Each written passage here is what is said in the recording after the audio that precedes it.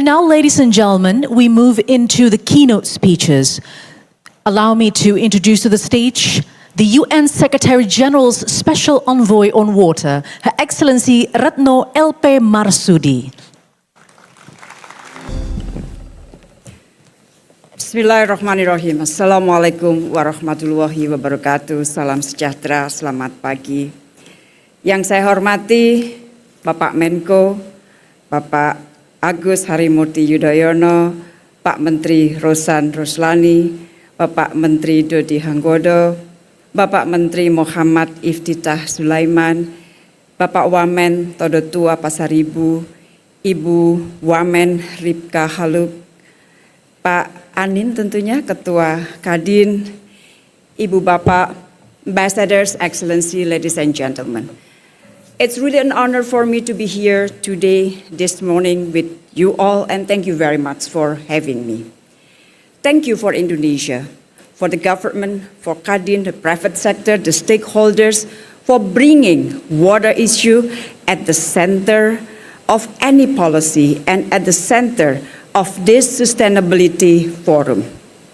Water is our life. Water is our life is not only a slogan, it is a fact. Today, billions of people still live without safe water, reliable sanitation, or sustainable irrigation.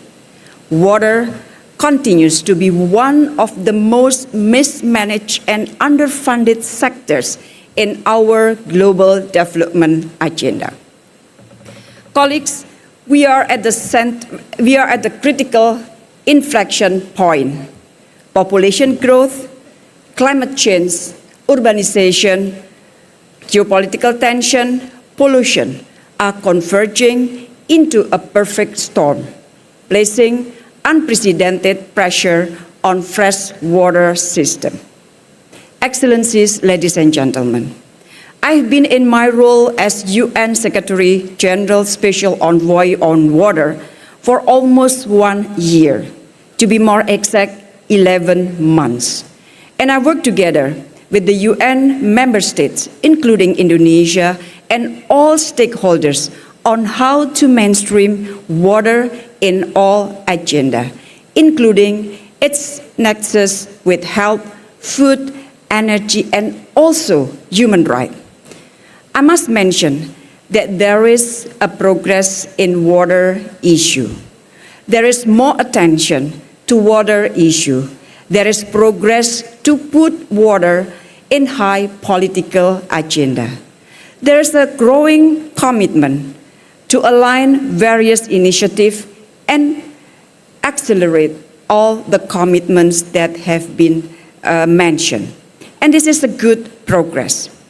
However, and at the same time, those progress are far from sufficient to address many challenges faced by water.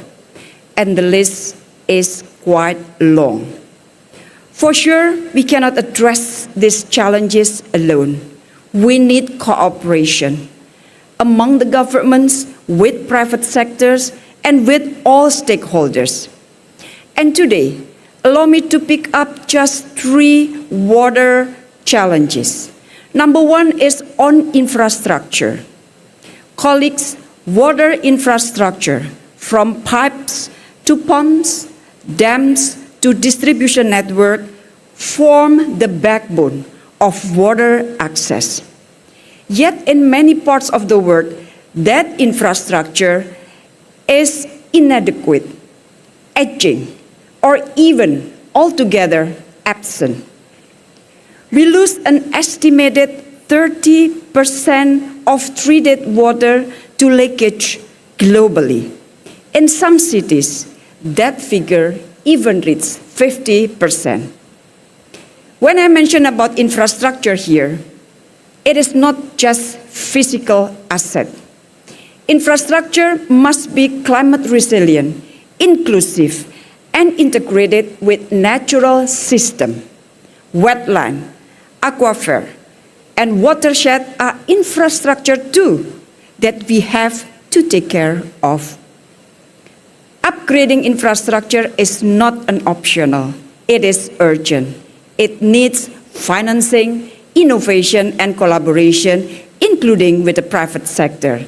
And I do hope that these issues will be thoroughly discussed during this forum. Second, on technology, we find that in much of water sector, we still rely on outdated system and fragmented data. We need to scale up smart water management tools, from sensors that detect leaks and monitor quality to satellite-based forecasting that helps farmers and utilities plan for drought. Technologies for water reuse, desalination, and precision irrigation are rapidly improving in cost and efficiency. However, colleagues, they remain largely inaccessible to many communities that needs them most. That is where cooperation and partnership, including with private sector, are critical. At the same time, we must ensure that technological solutions are people-centered. And I must repeat that technological solution must people-centered. Third, investment. Preparation for the UN Water Conference 2026, colleague, is now going on. It is co-hosted by the UAE and Senegal, and it will be held in the UEA December 2026. Investment for water is a very critical issue, and therefore the UN Water Conference will dedicate one thematic theme on investment. The global water sector faces a staggering investment gap. Water supply and sanitation need investment $600 until 1,000. I repeat, 600 to 1,000 billion per year. That is the investment that needed for water supply and sanitation, while current spending is only $300 to 400 billion. That leaves an annual gap of $300 until 600 billion. The World Bank said that developing nation spends only 0.5% of their GDP on water infrastructure. And globally, nearly 91% of annual spending on water comes from public sector. Water is often seen as a low-return, high-risk sector. But it is not true, excellencies and colleagues, because investing in water pays dividends, not only in economic growth, but in health, education, gender equality, and climate resilience. In Africa, recent World Bank report highlighted, for every dollar spent in water will generate a return of $7. So investment on water should continuously strengthen, among others through blended finance, while safeguarding, once again, public interest. So always never forget to safeguard public interest. So, ladies and gentlemen, colleagues, excellency, those are some among the long list of challenges that our water face. In short, these challenges are stark, but they can be overcome.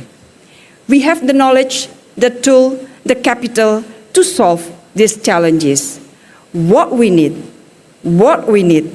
is political determination, policy coherence, and collective action. Let us remember that water is not only a sector, but it is also a connector.